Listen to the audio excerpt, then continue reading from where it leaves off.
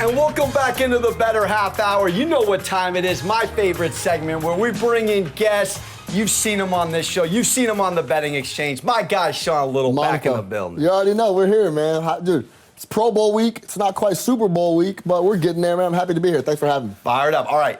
You're a Chi-Town kid. Yeah. Got to talk to you. Got an interesting matchup, an exciting one. Sixers headed to the United Center to take on the Bulls. From a gambling perspective, line isn't out yet, but what are your thoughts?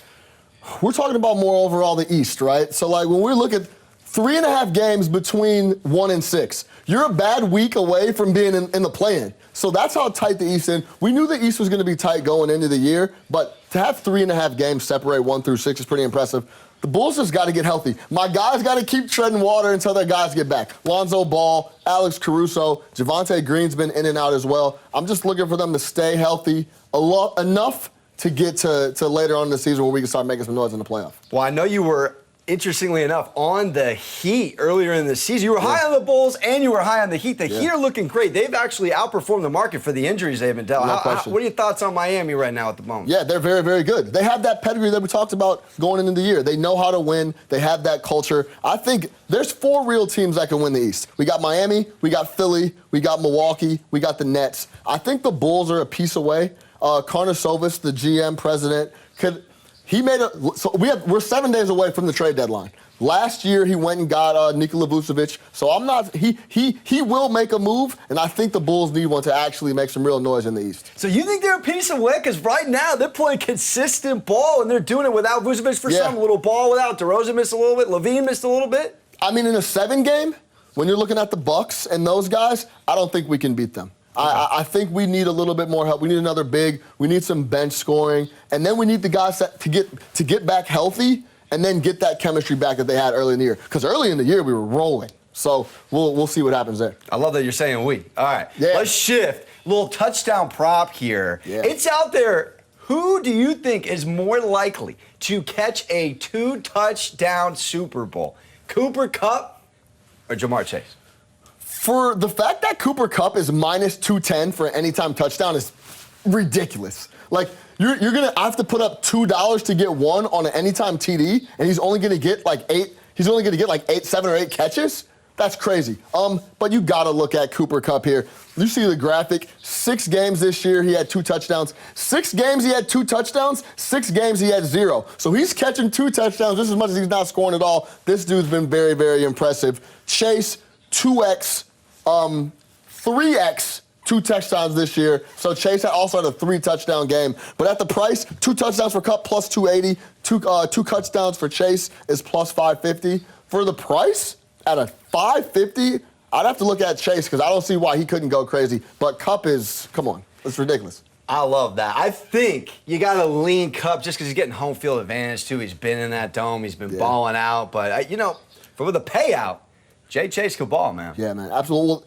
The reason the Kupp thing is so spooky is because McVay gets this guy in space like something I've never seen. Yeah. Like, everyone's keying on this guy every week. He has 10, 11 targets every single week, and no matter what, he seems to get the rock, and he seems to be wide open when he's getting the rock. It's not like he's catching ball. Like, think about it. Are you guys seeing Cooper Kupp catch balls in traffic? Not really. He's always in space. He's always doing his thing, and that's a nod to Sean McVay getting him in good spots. All right, let's shift to this Bucks team. You were right. You were saying you didn't think TB was coming back. Yeah. Now that he's out, what are your thoughts on a team that was 13-4 last year? Yeah. On a rebuild, or do they try to go out, maybe a Hail Mary for a Rodgers, maybe try to get a Garoppolo? What say you on what the Bucs should do? Yeah, I think a rebuild is too strong of a word because they have a ton of talent on D. They have a veteran head coach, Bruce Arians, who shows that he can get it done. The biggest questions, Byron Leftwich, is he staying or is he going to Jacksonville? That's the number one thing I need. If I'm Aaron Rodgers, if I'm Russell Wilson, if I'm Deshaun Watson, and those are the guys that they're targeting to go down there possibly, I need to know, is Byron Leftwich going to be, is he going to have a headset? And then I need to know about Chris Godwin. His contract is up. 1-year deal is up. He's now a free agent. He's going to have some options. If I could guarantee Leftwich is going to be there, which is very shaky at the moment, and then Chris Godwin's going to come back on a long-term deal, then if I'm Russell Wilson, that sounds like a very appetizing spot to me. Wow. Do you think there's a world where Devontae, if he plays the market, could maybe want to go down there, maybe try to convince 1-2, keep the same jersey, just, cover up some tape for Rodgers. I think if he's going to lean where Rodgers goes, I also think the Packers are going to tag him anyway. So but maybe he doesn't want to get tagged. So, you have that whole element as well. Devontae is one of the guys that I think Rodgers is on the phone like, hey, how about you follow me wherever I'm going? And we're going to get to that here in a second. Yeah, on that note. All right, let's start out with where do you think Rodgers would be a better fit? Pittsburgh or Denver? Everyone keeps talking about Denver, the Elway move because Peyton went there. Yeah. Where do you think he'd be a better fit? We know how the Steelers get down. Professionally run organization. Probably the best ownership in the NFL. We know how Mike Tomlin gets down. He's no nonsense. He runs things the right way. All that said, I think Denver's the right spot. I think it's a better fit.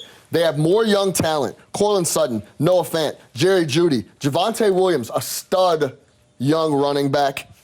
The most important number in this whole thing is Denver Broncos have $40 million in cap space. So if Rodgers can go to a spot that has young talent, young skill players, has a bunch of cap space, and, oh, by the way, his old offensive coordinator, Nathaniel Hackett, who was in Green Bay with him, is now the head coach in Denver, it seems like a can't-miss spot for Rodgers in Denver. Do you think as a competitor, though, you got to go to a division, you got Carr, you got Mahomes, you got Herbert, does that turn you off a little, or do you embrace the challenge at his age? Man, this is the back-to-back MVP we're talking about. I think that's the very last thing he's thinking about. And so, the AFC is loaded. There's no doubt about that. So actually, now that you say that, and I'm thinking about it as I'm talking to you guys, him staying in the NFC would probably be better, but I don't think he's afraid of the guys that you mentioned. I think it's more of a later in life, best spot to go, and Denver seems like they're